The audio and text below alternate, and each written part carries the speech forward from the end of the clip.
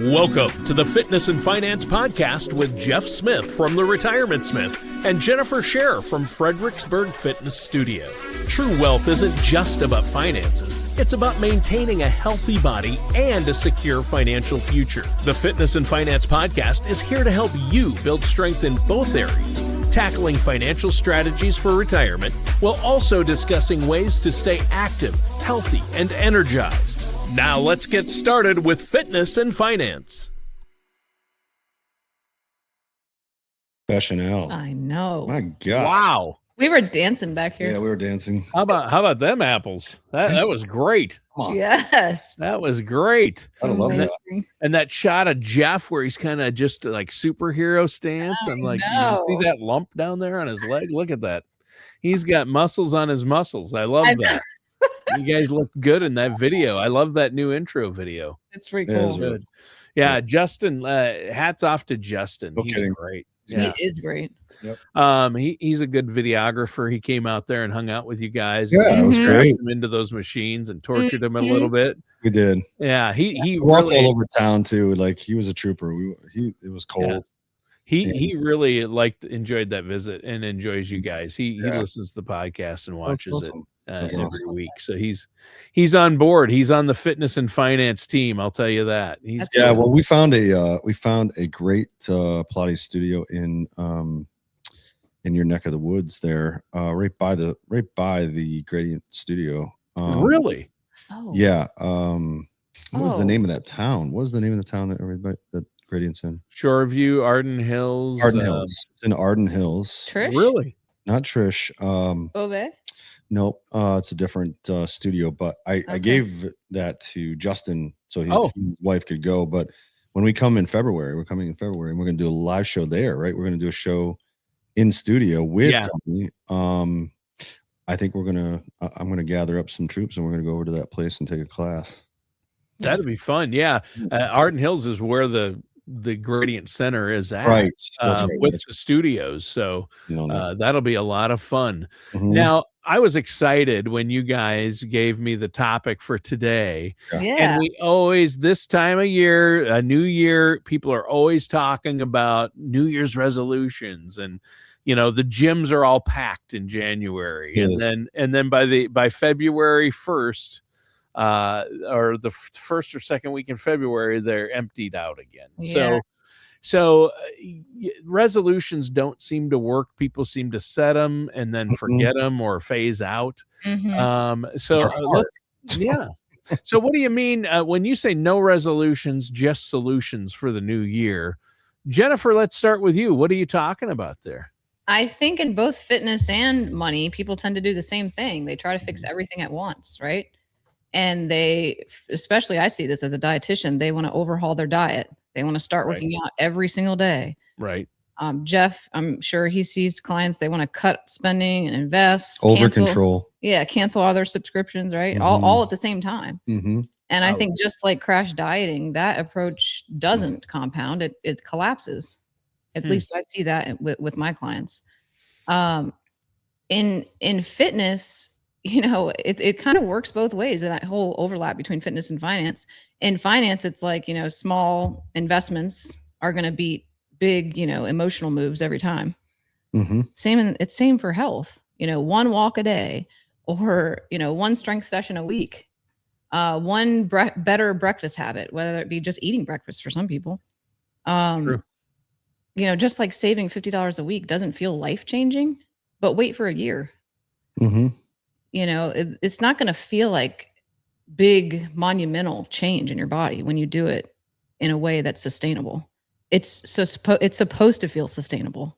It's not supposed to feel overwhelming. Yeah, and it's also let's face it, like resolutions are a result of fear and overindulgence, and there's sort of this idea of coming up with fake sort of motivation to do something that is so big and so grandiose that it can't fail, right? Mhm. Until you miss a day, Mhm. until you overeat one meal. And then the whole thing comes crashing down, right? So Mhm. I think the idea is that you set yourself up for failure if you think you're going to overhaul everything all at once because it's just not sustainable. If you weren't doing it in 2025, chances are you're not going to do it in 2026 unless you're intentional about one or two things and building momentum off of those one or two things, right? So I know for me, I did that year in and year out when I was struggling with my weight so badly, and it would just come crashing down. I'd see 2 pizza commercials and it was over. Same. I'd be like, wings, okay, doubled up on the wings. I already went this far in. Let's put some ranch on that. Let's do this. I've never watched a football game, a pro game, on sitting around on a Sunday watching the pro game, where I wasn't craving pizza badly. Yeah, exactly. Time of day, because I see all these pizza ads and I'm like, oh, that looks so good. What is that? Who's the guy? There's a commercial that I think it's for like Uber Eats or something. Yes, it's for Uber Eats. The guy who says that the whole purpose of football is to sell food. Yeah. That's all. It's Baker Mayfield one was one of my favorites. Yeah. He's pretending to put it in the oven. Like, that's Brad. The actor is Brad something from. He was in The Hangover. What's that guy's name? Good looking actor. That's right. Anyway. Yeah. That guy. That dude. Eagles fan though. So yeah, he's an Eagles fan. So we don't. Yeah, he lost all credibility. Me. Yeah, it's gone. So anyway, that's true. Yeah. So Jeff, when it comes to the finances, I know the whole diet and eating thing, and we'll get into more of that because I've been guilty of it so often. You make a resolution. Okay, this is the year. And really, people argue. I know people like to poo-poo resolutions, which is fine. But change is good. But you need to make it incremental. It needs to be planned. It doesn't have to start January 1. Right. It just needs to start now. Well, Monday or January 1 never comes, right? Yes, it just doesn't. It really, the whole idea of it is to get yourself off your back. That's all it is. Yeah, I wish I would have had it queued up, but I have a friend who's a songwriter that I worked with for years, Terry Scott Taylor, and he wrote a song called Start. He had a band. He had a Christian rock band called Daniel Amos. Then he was in a really cool Americana band called the Lost Dogs. And he had a college rock alternative band called the Swirling Eddies, but he's an amazing songwriter and lyricist. But he has a song called Startin' Monday. And it's great. Starting Monday, I'm going to do this. Starting Monday, I'm going to do that. And it's tongue in cheek, but it's so true, right? I mean, we always hear that. I'll start that on Monday. This is the weekend. I can't start it on a weekend. No. I can't eat right on a weekend. I can just tell you that if you're not willing to drop the things that you want to in the moment, it's probably not going to sustain. Well, motivation is emotional, right? It shows when life is, motivation shows up when I feel like life is calm, and then it disappears when it gets too hectic or busy or things get in the way. Motivation's gone. I think what you need is a system. I think the clients who actually succeed aren't the most disciplined or even the most, motivated. I think they're the ones who design their lives so that they don't have to rely on that, willpower, so to speak. It's like built in. And they're smart because they have structure, and that structure is non-negotiable. They don't hope that they're going to work out. They do. They make an appointment with a trainer. They sign a contract, and they're locked in financially and based on the structure of the schedule. Yeah. And and with finance, they're not going to decide every day whether they're going to save money. They're going to automate it. Well, and this is what happens, right? So the problem is that they want to do both things. They want to pay off debt, and they want to save more money, and then when they realize that they're out of money before the month is up, something has to give, right? So then when one goes, the other one goes. And so you have to be realistic too with what it is that you're trying to accomplish, and not have January 1 be a reset every year. You need it like a 5-year, you know what I mean? You need to look at this as something you can sustain for a long period of time and pop your head up every year and say, hey, what's the score sheet? But you can't think in terms of, if I jack this up in March, I'll just start over again in January the next year. I mean, you just can't. Right. Yeah. No, it has to be today. It needs to start today. It doesn't matter the date. It's January 1st isn't a magical date. Right. I'll tell you what, my uncle, is the day. when he quit smoking, he didn't say that he quit smoking. He said he's just not smoking today. And he would say it every day. He would say, Sure. you know what? I'm just not going to smoke today. Mm-hmm. And then he would get to the next day and he would just not smoke the next day. Mm-hmm. And he never thought longer than that Yeah. because he couldn't. Mm-hmm. And he knew himself. And if he thought 3 days ahead, he'd be smoking in the second day. Mm-hmm. So there's something to be said for, you know, understanding that this is a long-term solution when you make changes like this, but do it day in and day out. Just for this day, do these steps, do these, you know, make these promises to yourself. Right. Yeah. It's about today. And then tomorrow is about tomorrow. Yep. But today I'm going to eat better. And then you get up tomorrow and say, today I'm going to eat better. Yeah. And right. I think the part most people miss in that is they feel that it's limiting. Having structure can feel like, you know, limiting, but there's so much freedom in it. If you think about it, like structure creates freedom. Sure does. Right? I mean, if you know when you're going to train, what days of the week you're going to train, and what you're going to eat, you know, you have the overnight oats already prepped for the week, and you have your to-go lunches already done. And you know, for example, where your money is going. You stop negotiating with yourself. You're going to do it. That is a freedom. And I feel like that's when my clients finally feel calm and, you know, they stop feeling so chaotic and they're like, I'm so busy, and they have excuses. It's like, all right, let's just put in one piece of structure here. Maybe it's just breakfast. Let's start with one simple thing. And plus, I think, I don't know about you, Jen, but I think the reality is that, you know, what you make a priority is going to happen. And if it's not that much of a priority, it ain't going to happen. And if you can be busy with a bunch of stuff that doesn't amount to anything, but if you let it, you know, I mean, honestly, you really take inventory of your day and highlight the areas where, geez, I wish I had that 15 minutes back, or that 10 minutes back, or that hour back, or that 2 hours back. And you can't say, geez, I'm just busy because everybody else says I'm just busy. You know what I mean? I feel like there are days that I have a lot of time and there's days that I have no time. Right. But like Jen said, if you set up certain things and parameters, you can't miss. You know, nothing is getting in the way of those things.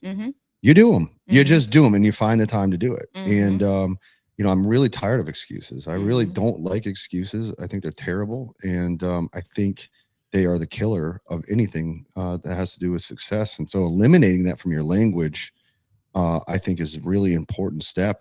If you're going to resolve to do anything, it is to stop having excuses and lying to yourself. Well, the other thing about that is I think I encourage my clients to ask themselves the question, like, what can I put on autopilot, literally autopilot, so that your future self doesn't have to fight about it? Automate it. And just that's like saving. Yeah. Right, that's where Jeff? the best things happen. Yeah. You don't have to think about it. I mean, I had a client just struggling one time where every single week, you know, it would be like, I just need to be more disciplined. That's what he would tell me.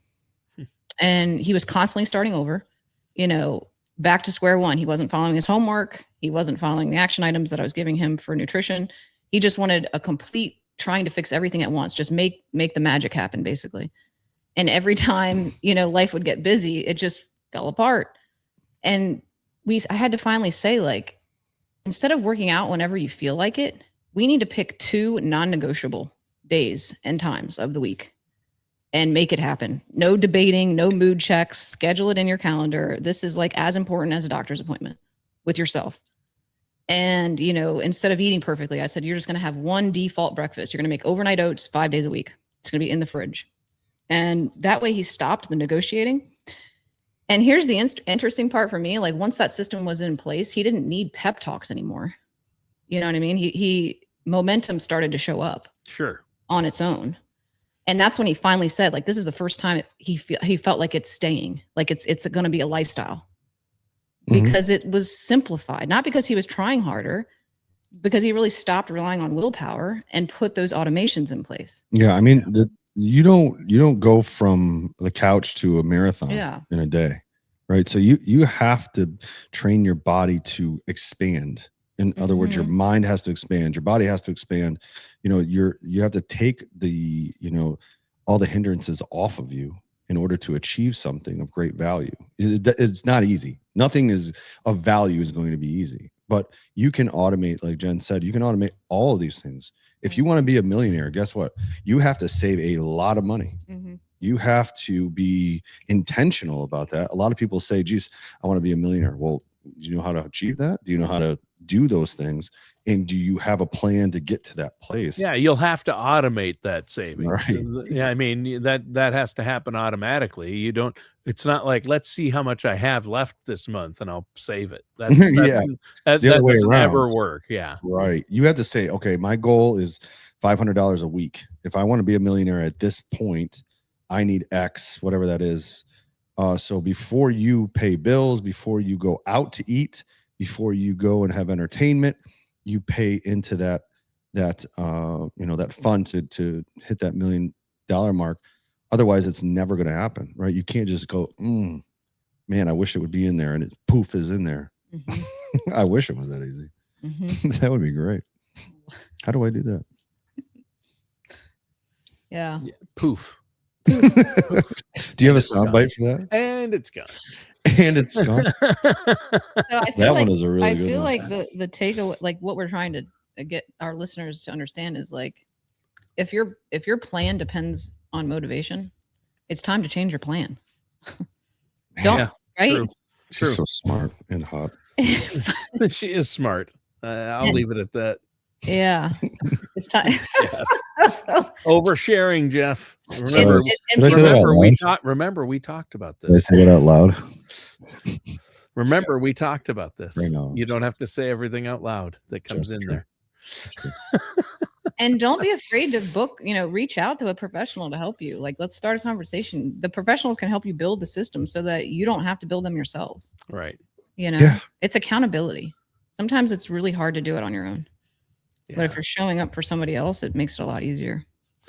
It does. And I love the aspect that it hits home for me because I'm like, I'm going to do this. It's willpower. I need discipline. I need willpower. And it really is, I don't have the discipline or the willpower. And the sooner you can admit to that and then just automate it and say, I have this every day. It's on the calendar. I have to, well, it's a little cold outside. I don't want to really go out, or I don't feel kind of, or, well, I can't do it today because there's, pizza. But right. Fitbit. All right. Well, I think that people always ask, like, what separates, me from success? And this is the bottom line. This is where the rubber meets the road. It's where your intention is. It's your priorities, and I think that there's plenty of time to accomplish all the things that you need to accomplish if you allow that to happen and get rid of the stuff that's getting in the way of it. And by by that, I stop scrolling. And, I bet if we were honest with one another, that those distractions that are out there are really hindering success in some area, probably fitness and finance. Those are the two areas. And if most of us were honest with ourselves, we know this, right? I mean, everybody knows. We're like, if I spent less time scrolling or chatting on Facebook and put that time into something more productive, that's going to be a huge difference. And again, that's just, it's something that you have to develop as a habit and just do it. Like, if you can get too lost in your own thoughts, like, okay, just make it a thing where, okay, for these hours of the day, my phone is gone. I don't, it's just, I put it in a drawer, you put it in that lock box, and leave it there. But right? Yeah. No, go ahead. What did you say, Jen, the other day that you were going to do, start as a practice at the end of the day?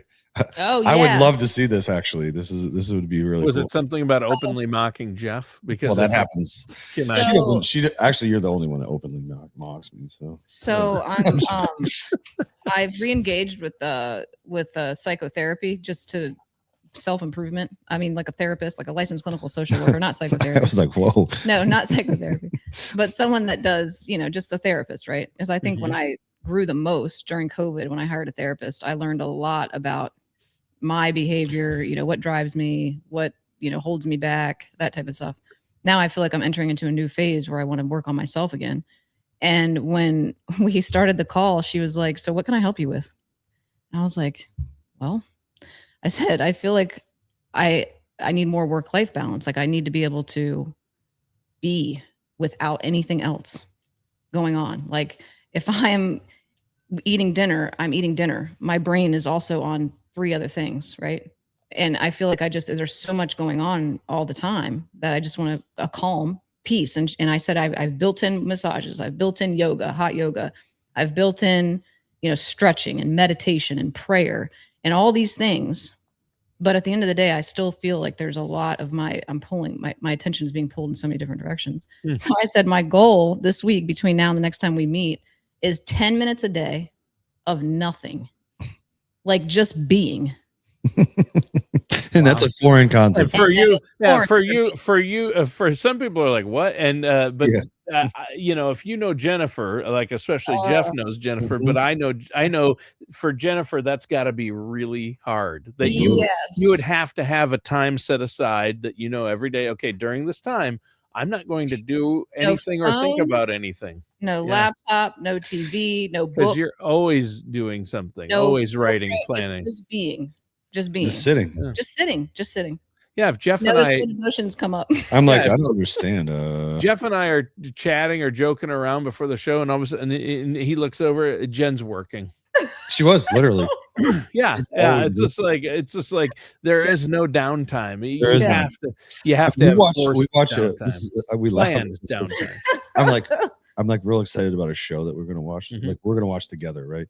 Yep. I tee that thing up. And you know what I mean? I'll be like laughing, and then I just look over, and she's like the cat with typing. Yeah. Oh, right. Yeah. She's not focused on the. She's not getting lost in the movie like you and I would be. I'm like, is everything okay? She's like, yeah, I just responded to some emails. And then she's like, okay, all right, right. And then she sets it down, and then the next thing I know, it's like, boom. Dunzo. Just asleep. I've got 2 modes. She has 2. She's like 100% wide open or sleeping. Yeah. Well, I have the same issue with my wife. It's so hard to get her to watch a show. Because she just wants to be doing other things. So it's just like, okay. Yeah. If I want her to watch a movie, we have to go to the theater. Oh, that's good. We've never been to the theater. We have not. See, Jeff, if you want her to see a movie, and now, with the theaters, they bring back a lot of movies. Like, this last year, they at a local theater, they had the original Ghostbusters, or they had Caddyshack. What? Yeah. That's a real thing? Yeah. Oh, they're bringing back old movies to the theater. So if you want her to actually sit through a classic comedy and actually have to focus on the certain movies, what makes a movie good, Jennifer, and it's sad that I have to explain this to you, but getting lost in the story. Yes. A movie isn't going to be that enjoyable. And for people who watch it like that, like my son will listen to music or watch TV or listen to an audiobook. That way he's doing something else. And I'm like, nope, you're not getting the full effect of the book. Right. You're listening to an audiobook while you're doing other things. Right. You're not getting lost in the story like I am. That's the difference. Right. And so take Jennifer to a theater, make her sit through that movie and and I know she doesn't like this, but this is where caffeine does help. Drink some caffeine beforehand, rib her and just, you got to see this part. Yeah. I'll just say she doesn't fall asleep. We as a species are developed over stories, right? So we get engaged with stories from the beginning of time. That's entertainment was. But now we're too distracted to actually get lost in a story or a character. And so we really have to get back to storytelling in a good way, though, too. I mean, Hollywood has to produce a decent story. Well, sure.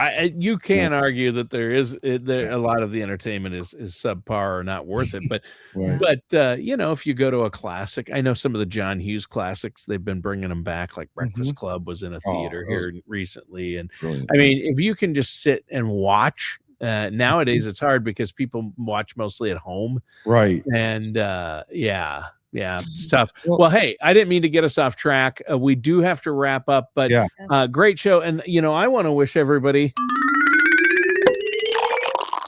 a happy new year. Pop that champagne. Yeah. It'll be a great one. It is. Yeah. It's going to be a great year. Yes. And it's going to be a great year because Jeff and Jen are going to a movie. They're going to actually go sit in the theater. Bull market, baby. The bull, you have a bull market coin? Chances are it's going to be a bear, but we're hoping it's going to be a bull. I love it. All right. Well, thanks for that, Jeff. That was a pleasant surprise. I mean, the bull and bear. He doesn't throw that stuff in the mix. Yeah. People are like, I want an expert advice. It's pretty sad when you take out a coin and flip it. That's not. What's it going to be? Nobody has a crystal ball, though. That's what makes that coin so funny. All right. Well, hey, great show today. Before we go, let our listeners know how they can get a hold of you. So check us out. We have a new website, fitnessfinancepro.com. And then from there, you can schedule to see both of us or just Jeff or just myself. Yeah. All right. Hey, great show today. No resolutions, just solutions for the new year. And go to fitnessfinancepro.com to get the expert help you need to achieve those goals. I think that's awesome to help you with those solutions. And that does it for today's episode of Fitness and Finance Radio with our hosts, Jennifer Scherer and Jeffrey Smith.